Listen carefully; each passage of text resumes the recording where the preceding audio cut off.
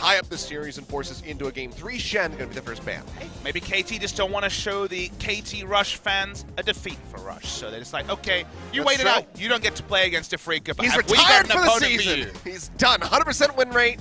You'll never see him again. If you want your win rate to be high, playing against Afreeca right now is not recommended. They are in great form, and KT have to diagnose very quickly what went wrong in the draft. First ban will be the Shen, who honestly, against the bruises that KT were trying to run, was a pretty damn big trump card. Well, Talia, now Vladimir joining the bans.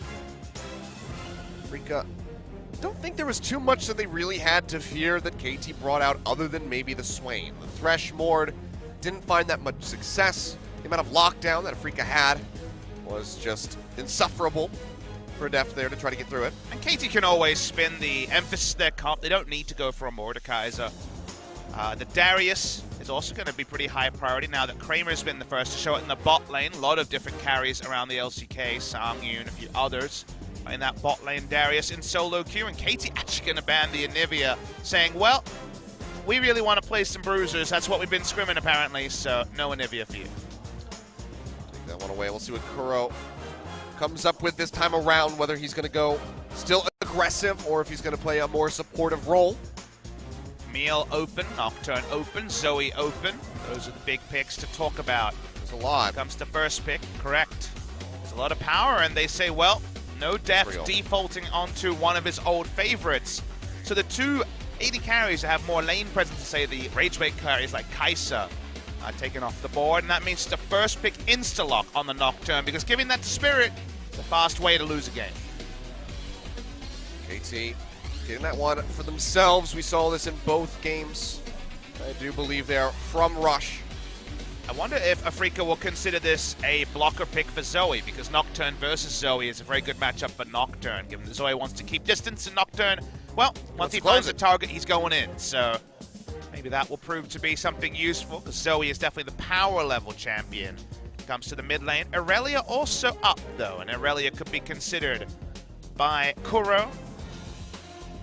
Camille to match jungle would be giving up on one of the Irelia or the Zoe, you'd have to imagine. But for now, they're leaving open the mid lane choice, the side of KT. Odd that they're not going for that one. It was their first ban in Game 1, but the Irelia will be left on the board. Now the question is, how practiced is Yukal there in the mid lane? Might just be the Swain yet again. Just the other general surprise is that the priority on Afreeca is very high for Alistar, considering Rakan is up, and that is Tucson's famous pick. So we'll have to have more information to understand what's going on. If you see Alistar Camille, there are very much worse champions to lock in than Swain, who is very happy to deal with fights in close range. Yukal had a good game, even if the pick and the comp together couldn't engineer a victory over Afreeca's draft. And this time it's going to be Tom Ketch coming through for Mata, so probably heard some of the concerns with the Thresh. So Zoe going to be the hover right now here for Kuro. They have a lot of engage, so the argument might be that if Nocturne isolates himself in the backline, that might not be enough, but the Irelia would be the more clean choice, because now they're very happy to fight when Nocturne engages in, and that's the right blind pick choice. They can even consider banning away the Zoe. Not like the lane against Irelia is triumphant, but it would be very strong against three melee champions to be able to poke in. Seems like they're going to be pretty confident that the Swain is going back into the mid lane there. What would the Dr. Mundo ban? Could always be flexed into the bottom lane, as we were alluding to in Game 1.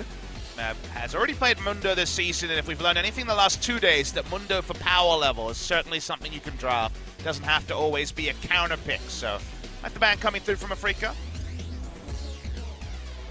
Waiting to see what KT wants to deal with, so they think they can pretty much lock in the three positions. So the marksman position and the top lane position seems to be undrafted from Afreeca. The Yasuo ban is a bot lane Yasuo ban, as Alistar Yasuo has been the prototypical bot lane Yasuo lane, and Alistar works very well with basically every bruiser. It's an enabler, it's an engaged champion, so that's where you're like, okay, Rakan was up and you didn't take it. Maybe Yasuo is what you want. I think Afreeca gonna be happy to leave that Mordekaiser on the board. They still have plenty of lockdown here, especially now with the Alistar being thrown in the mix. We'll just ban the Jace away. Interesting ban. Smeb has always been kind of the second best Jace in the region behind Khan, but isn't a pick that he defaults to. Largely is on the tanks like Malphite ever since the start of 2018 season when he was given the captaincy of the KT Rolster team. Maybe he's been running scrims, perhaps? Oh, he's been playing it in solo queue. We all know he can play it. Yeah. When it comes to competitive games, he hasn't been favoring it, and they don't want to deal with the flex Darius. KT want to have 4 picks they know which lane they're going into. It feels like right now they know 3. Darius would have been another flex pick.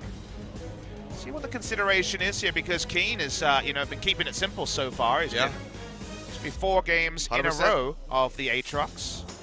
Maybe he's that solo queue player who's rank 9 who only plays Aatrox. Well, he locked it in, so 4 games in a row, still deathless, I do believe, on this pick. That might sound facetious to you, but it's the famous story of when Fly was on Longzhou in spring season last year. He actually one-tricked his way to top 30 as Talon, just so they could convince his coach to play Talon in professional games. So who's to say it's not a pro player behind that account? Zooming in on KT. It's a lot of dedication to do that. Interesting. Singed versus Aatrox. First time we're going to see this matchup in pro play, at least over in Korea. Argument is that you're pretty single target for most of the laning phase Aatrox, where you have 5 points in your E and a Tiamat or a Titanic Hydra, so they want to push. Okay, back to the Mordekaiser. You saw some of the bans they were considering. When you banned Shen and Anivia, you're saying, hey, what about some bruisers? They find a very strong laning bruiser in the Mordekaiser, 3rd game of the season for Deft, 1-1 so far. Prey and Deft will be at 3 games of Mordekaiser, at least if this is the final game of the series. Afreeca Freecs looking for their last pick. Ostensibly, it's in the duo role, and it's not going to be in the duo role. Okay, very interesting. Let's try and work out what's going on here. It seems like Kramer is going to consider the Aatrox. That's my first guess. However, we're not 100% clear on that one. I mean, I think this might be a GP bot. That would be pretty insane. But GP is good against Mordekaiser. Funnily enough, I mentioned that in the Juggernaut patch where GP and Mordekaiser was left open, you would first pick GP because it does well against Mordekaiser in team fights. The barrels do zone away the Mordekaiser. We've got 4 seconds to swap this. It really could be GP bot. And it's going to be GP bot. All right, GP bot with Alistair going up against Tom Ken. So I like the Mordekaiser a bit better. You're shaking your head. Got your eyes closed, Papa Smithy. He's feeling exhausted already. Just so dumb. But it's smart in this particular case. It's dumb that this is the meta, but it's smart. Thank you, Zephyr. GP beats Mordekaiser. It's been known since 2015 Worlds. It's just a math formula. It's very simple here. Yeah, a math formula. The math of League of Legends. Well, this is very interesting. I like the idea from Zephyr. I actually think it's very cool that we get the return of this GP versus Mordekaiser match. Usually that was a team comp pick, because Mordekaiser at the time was duo and GP was solo lane. But we're going into it, Achilles. We are. Doesn't seem like we're going to have any delays this time, and I can't wait to see how this one's going to turn out. Kramer piloting the gangplank in the bot lane. Pulling out all the stops here to try to shut down KT Rolster to get that 2-0 victory. Let's see if they can pull it off here as we load in for the next game.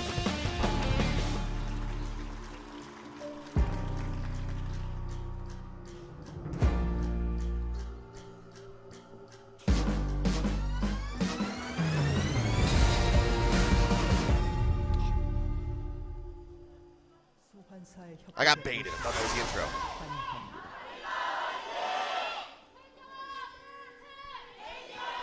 I already saw that teaser, Achilles. I missed that bumper then.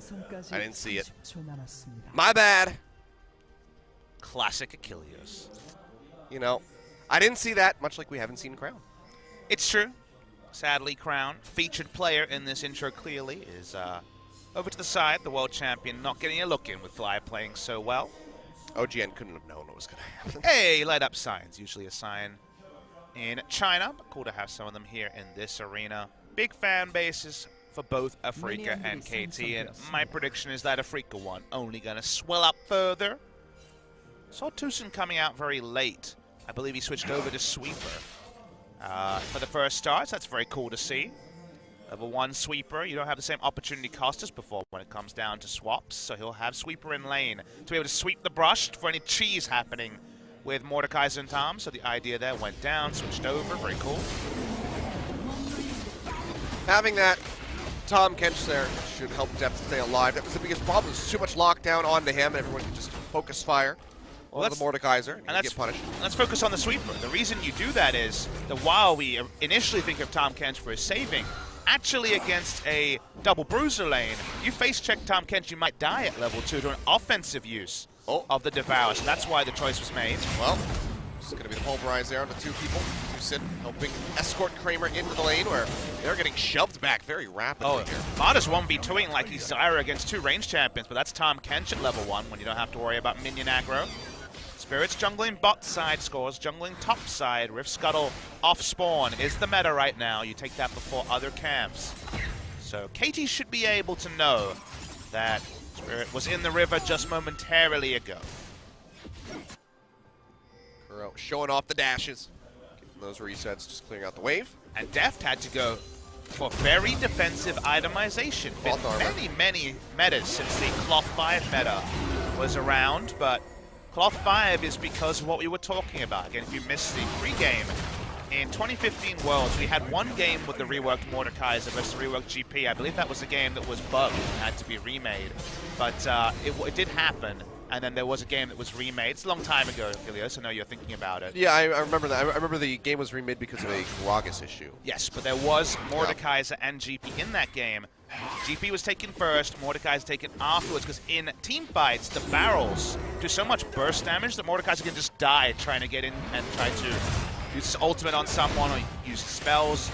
They don't have the Anivia this game. That was banned away. They made it pretty clear they wanted to be going for bruisers.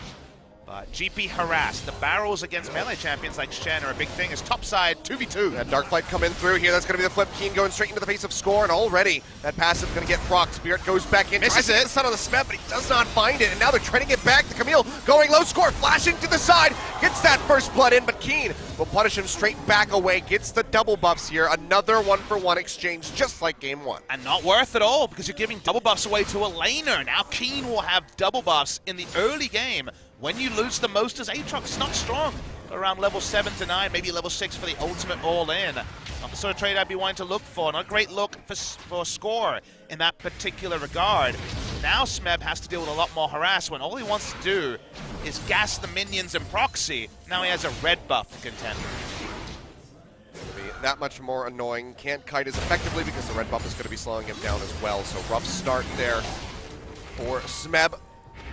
And a lot of summoners used there. Keen still having the TP as he has not backed yet, but teleport burned by Smeb and 4 flashes down between the jungle and the top laners. It's actually really smart from Score. It looks like he's just sapping experience, which, you know, he is. But the reason why he's doing that is one of the things we talk about with Aurelia mid is if she can freeze the wave towards her side of the mid lane, but not actually within turret range, you're kind of boned. You're 100% going to be worried about the Camille gank into instant death from the Aurelia. So actually a full reset of the minions is kind of required for Swain most of the time.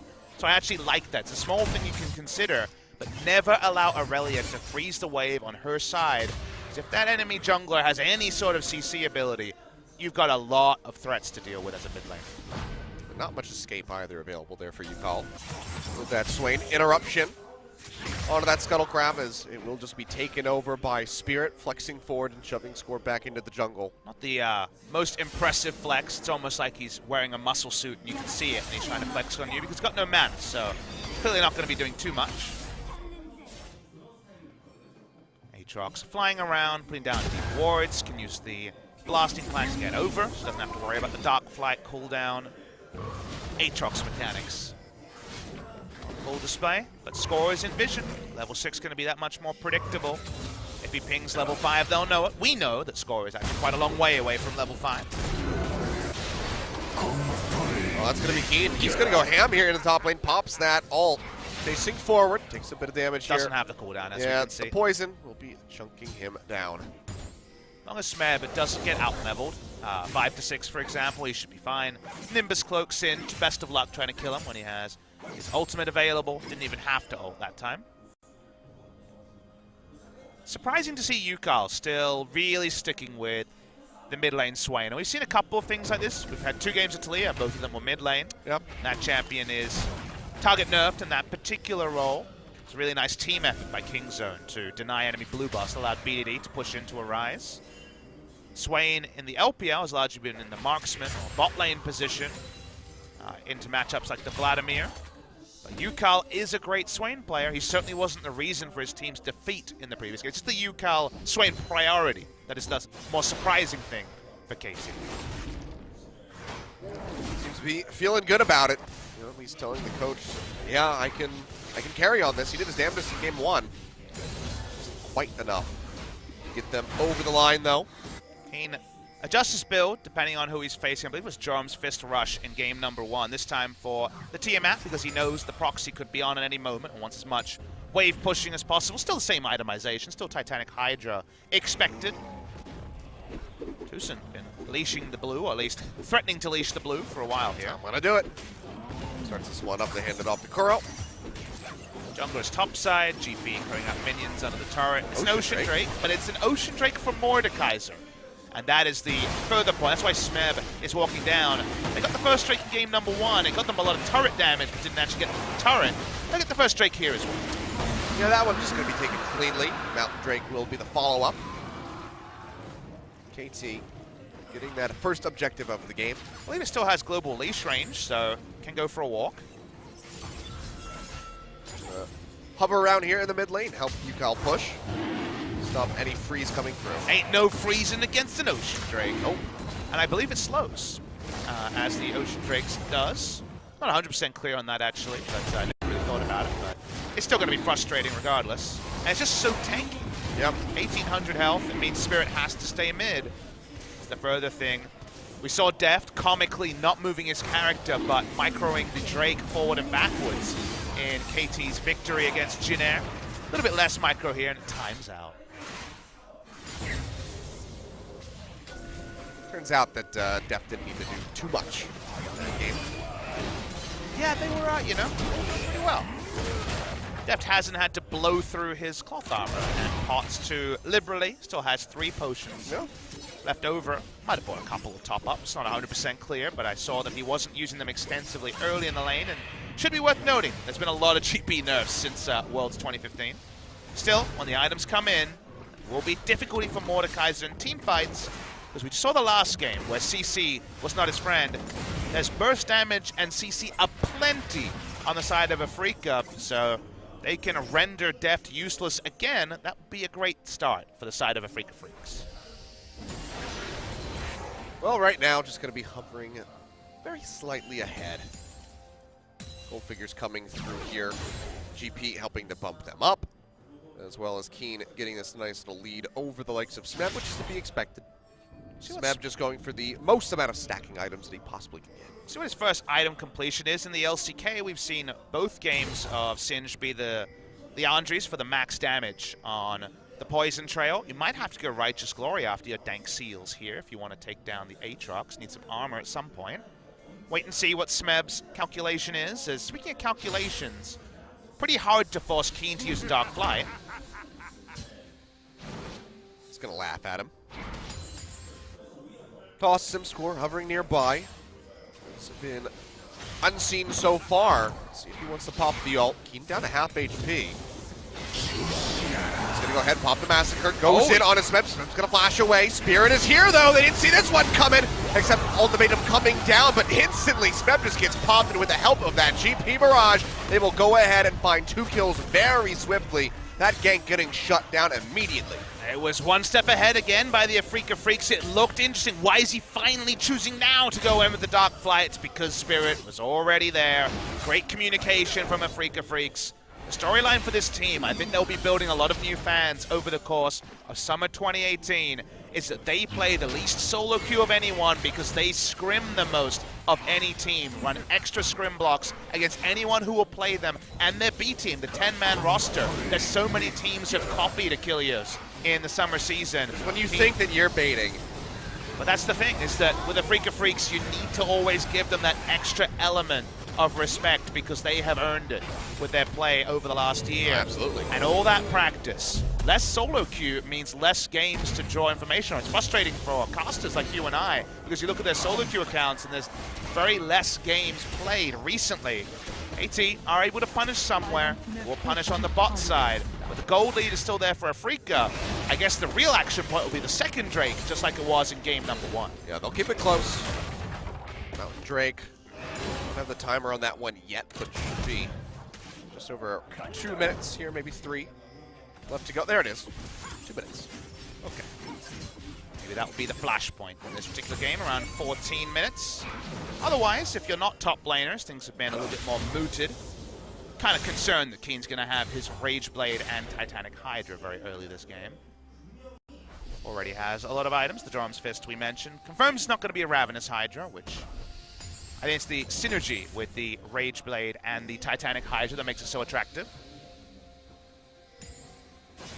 Smeb just trying to stay as close as he can as far as the CS is concerned, but you can see that lead after the last death there is really starting to stretch in favor of Keen.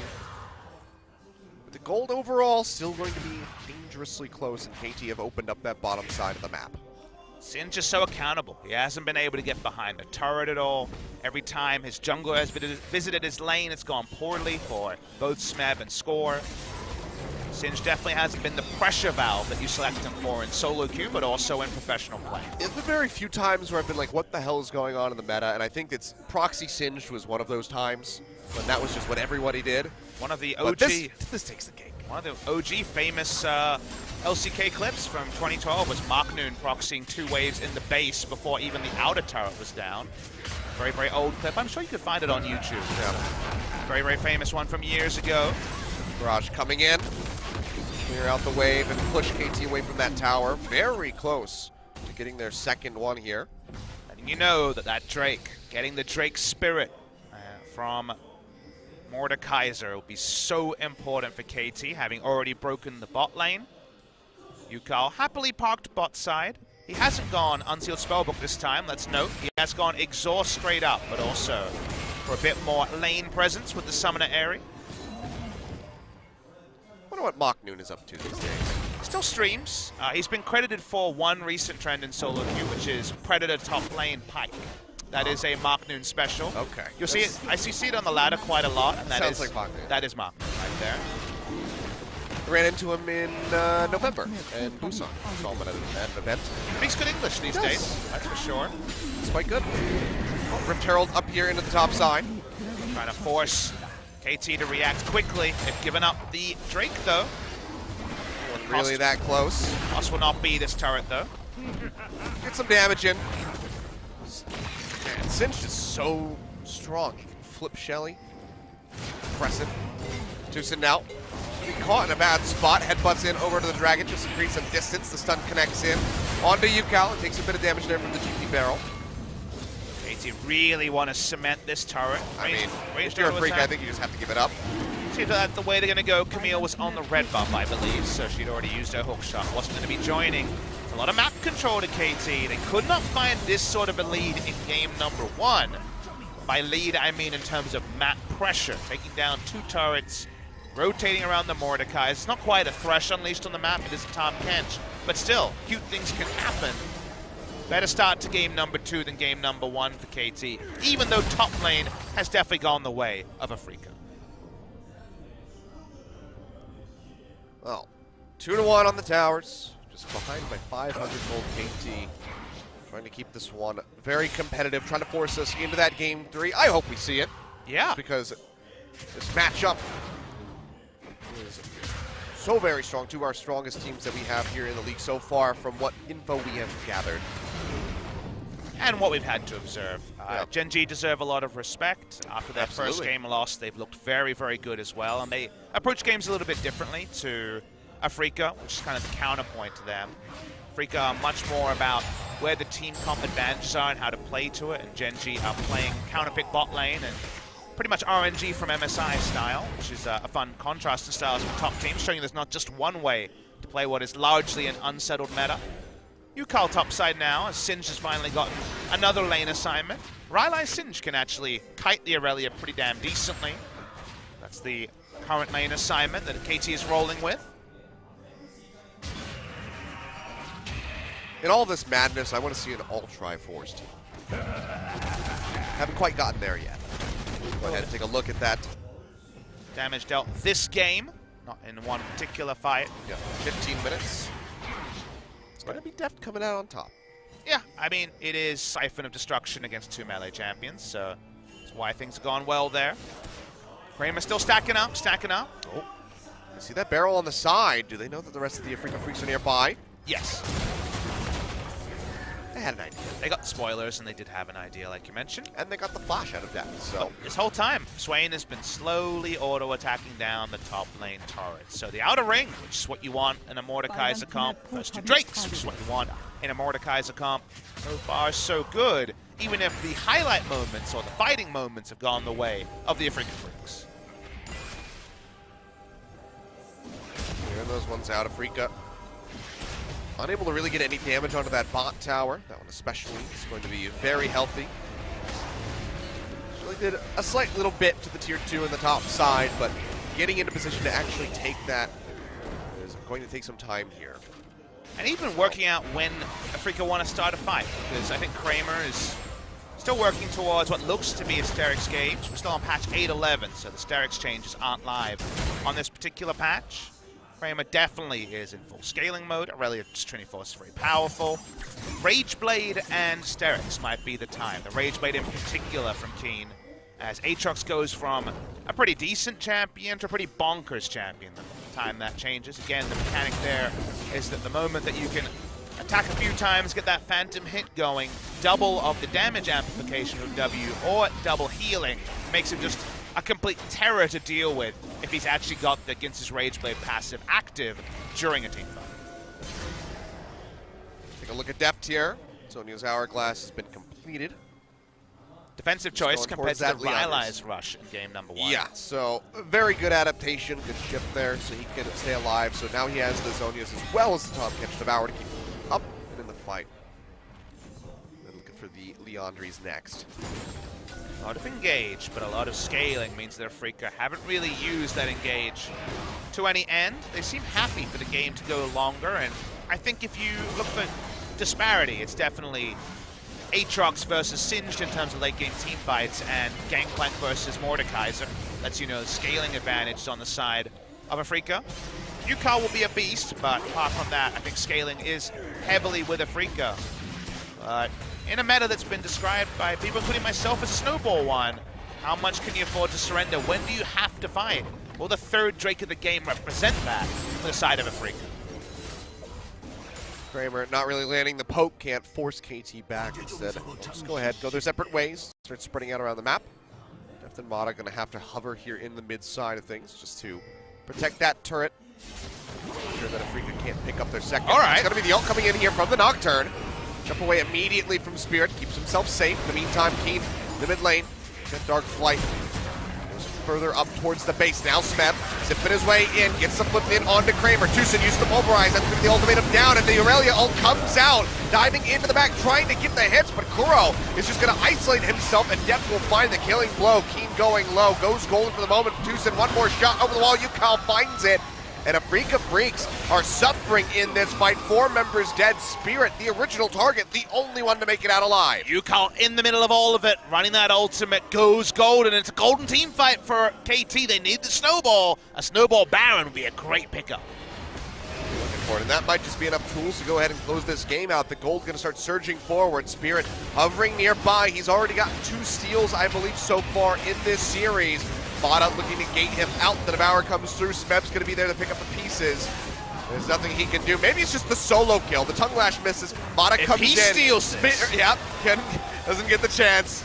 Score goes ahead, snipes him out. That will be Baron going over to KT. My heart was stopping for a moment, but they get it in the end. There was no smite on Score, so in a different universe, that would have been the most comical steal ever. Watch the replay, and this is mostly Smeb coming from the sideline, surprising the side of Afreeca, and then they're all grouped up. Yukar walks in, he's been kited for so many team fights. First, AoEing down Spirit and Keen, then he walks over and finds some more people to deal with.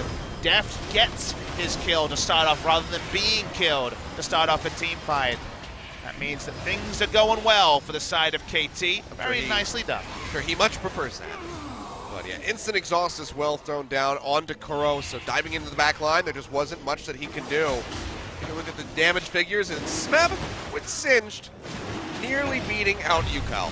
Everyone was being hit by Poison Trail and Yukal's ultimate. That's just incidental damage everywhere that was cleaned up by the multiple members of the team. All the neutrals going the way of KT is music to the ears of any Mordekaiser mains over in the chat. Atlas. It's true, he is a Mordekaiser. It's not something that many people hold as a badge of pride. He does. This is his meta.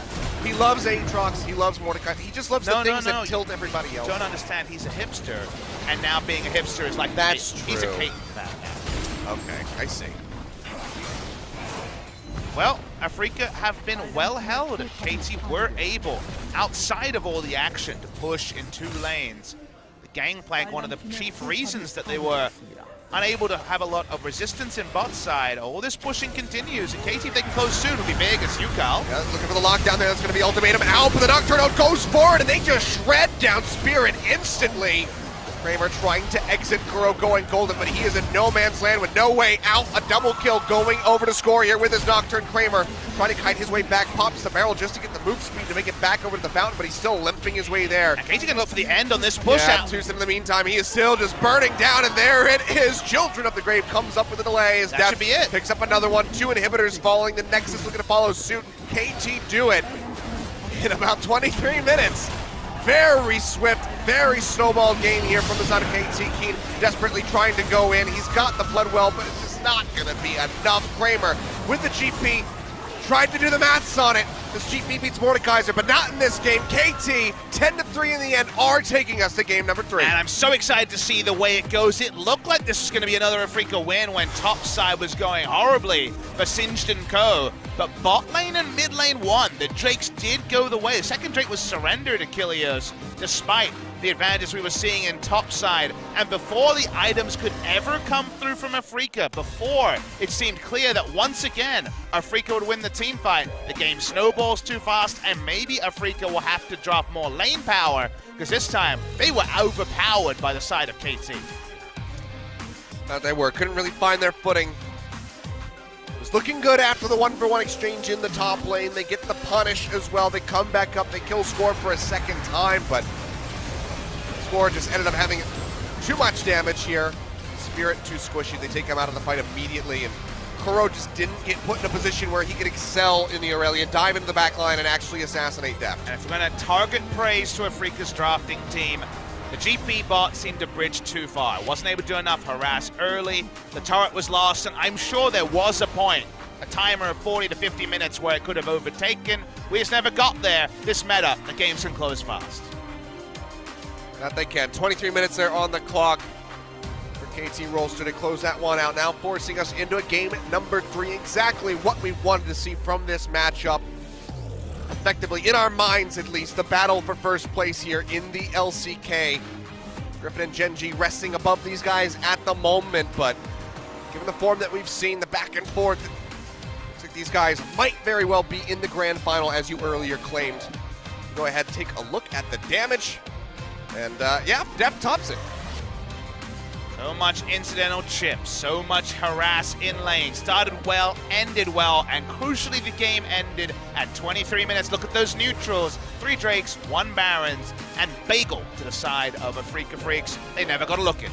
Yeah, barely anything there. KT got to be feeling good, but now they shift back over onto the red side. We'll see where Afreeca's priority is going to lie with the draft next time out. Do they still go for the Camille? We'll find out. We're going to go to a break. We'll be back in just a few with game number 3. KT